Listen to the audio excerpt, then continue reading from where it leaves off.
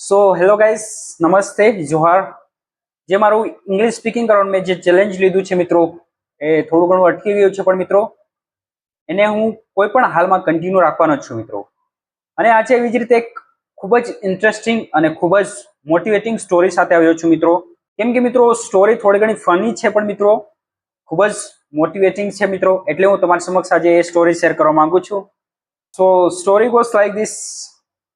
A group of frogs was traveling through the jungle. એક જંગલમાંથી એક આખું દેડકાઓનું ટોળું પસાર થઈ રહ્યું હતું મિત્રો. When two of them fell into a deep pit.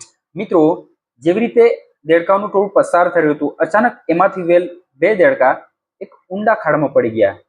All the other frogs gathered around the pit. જે પણ કઈ બાકીના જે બચી ગયા છે, બાર છે, બધા એ ખાડાની આજુબાજુમાં ભેગા થઈ ગયા. When they saw how deep it was, they told two frogs they were as good as dead.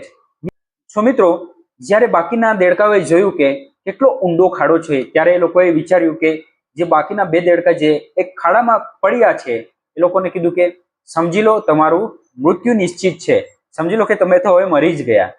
But the two frogs they ignored their comments and tried to jump out of the pit. મિત્રો એ લોકોની વાતોને અનસુની કરી દીધી મિત્રો. એ લોકોએ કંઈ સાંભળ્યું જ નહીં અને ટ્રાય કરે છે એ ખાડામાંથી બહાર આવવાની કોશિશ કરતા જ રહે છે મિત્રો. The other frogs kept telling them not to try because they were as good as dead. મિત્રો બાકીના જે લોકો દેડકા બહાર હતા એ લોકોને કહેતા જ રહ્યા કે તમે કોશિશ કરવાનું બંધ કરી દો, કેમ કે તમે સમજી લો તમે હવે મરી જ ગયા છો. So friends, finally one of the frogs followed what the other frogs were saying and gave up. મિત્રો છેલ્લે એમાંથી એક દેડકાએ જે લોકો બહારથી કહી રહ્યા હતા એ લોકોનું માની લીધું અને એને ગીવ અપ કરી દીધું, એને ટ્રાય કરવાનું છોડી દીધું. But the other frog continued to jump as hard as she could. મિત્રો એક દેડકાએ શું કરી દીધી, હાર માની લીધી, પણ બીજા દેડકાએ એનાથી થાય એટલી તાકાતથી હજુ એ કૂદકા મારવા લાગ્યો બહાર નીકળવા માટે. Once again the group of frogs yelled at him to stop the pain and just die. મિત્રો ફરીથી 12 જેટલા દેડકા તો એ ગ્રુપે એની પાછળ બૂમ પાડવા લાગ્યા, એને કહેવા લાગ્યા કે તું આ બધું શું કરવાનું છે, સહન કરવાનું મૂકી દે, આ તારી વેદના પીડા મૂકી દે અને જસ્ટ મરી જા. ઉપરવાળા કેવા વિચારી રહ્યા હતા. સો મિત્રો ફરીથી કીધું કે ફરીથી ઉપરવાળા જે ગ્રુપ ફરીથી જેટલું ગ્રુપ ઉપર બચ્યું હતું, જેટલા દેડકાઓ એની પાછળ જોઈ રહ્યા હતા મિત્રો, એટલા બધાએ ફરીથી એને બૂમ પાડીને કહેવા લાગે કે તું આ તારી પીડાને તારી વેદનાને મૂકી દે અને જસ્ટ મરી જા મિત્રો. But he began jumping even harder and made it out. મિત્રો પણ એને એનાથી ઉલટું કર્યું, એનાથી વધારે મહેનત કરવા લાગ્યો, વધારે ને વધારે કૂદકા મારવા લાગ્યો અને છેલ્લે એ પોતાની જાતને બહાર કાઢી લીધું. When he got out, the other frogs said, "Did you not hear us?" જ્યારે એ જે પેલા ખાડામાંથી બહાર આવ્યો ત્યારે બીજા દેડકાઓ એને કહેવા લાગ્યા કે તું એ અમારી વાતને નહીં સાંભળી હતી.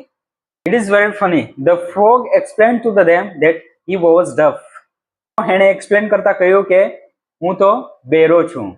He thought that they were encouraging him to come out from the hole all the time. મિત્રો એ જ્યારે એ લોકો ઉપરથી બૂમ પાડી રહ્યા હતા કે તું મરી જા, હવે તારાથી નહીં થાય, તું પ્રયત્ન કરવાનું છોડી જા, ત્યારે શું વિચારી રહ્યો હતો કે એ લોકો મને શું કરી રહ્યા છે, પ્રોત્સાહિત કરી રહ્યા છે કે તું બહાર નીકળ, કેમ કે એ બિચારો કેવો હતો, બેરો હતો મિત્રો. So how was the story? તમે જોઈ શકો છો આપણી બાજુ પણ એવું જ છે મિત્રો. આપણે કંઈક કરવાનું વિચારે છે, we are trying to do something. ઘણા બધા લોકો શું કરે છે, આપણને કહે છે કે તું છોડી દે, તારાથી આ નહીં થાય, it is impossible for you. મિત્રો એ સમયે પણ આપણે પેલા ફ્રોગની જેમ શું કરી રહેવાનું છે, પોતાની જાતને બેરું કરીને રહેવાનું છે મિત્રો. બહારની દુનિયાને સાંભળવાનું છોડી દેવાનું છે અને પોતાની જાત પર એટલી મહેનત કરવાની છે કે જેવી રીતે પેલો દેડકો અશક્ય હતું કે એક ખાડામાંથી એ બહાર નહીં નીકળી શકે, ઘણા બધા એની મજાક હતા કે તું ત્યાં જ મરી જાય, તારાથી નહીં નીકળી શકાય છે, તેમ છતાં એને શું કરી બતાવ્યું, એમાંથી નીકળી બતાવ્યું મિત્રો. So you are also doing same things. બીજાનું વિચારવાનું છોડીને મિત્રો પોતાની જાત પર એટલી મહેનત કરો કે તમે પણ એક દિવસે તમારી મંજિલ પર હશો મિત્રો. So guys, C you with like this motivational speech.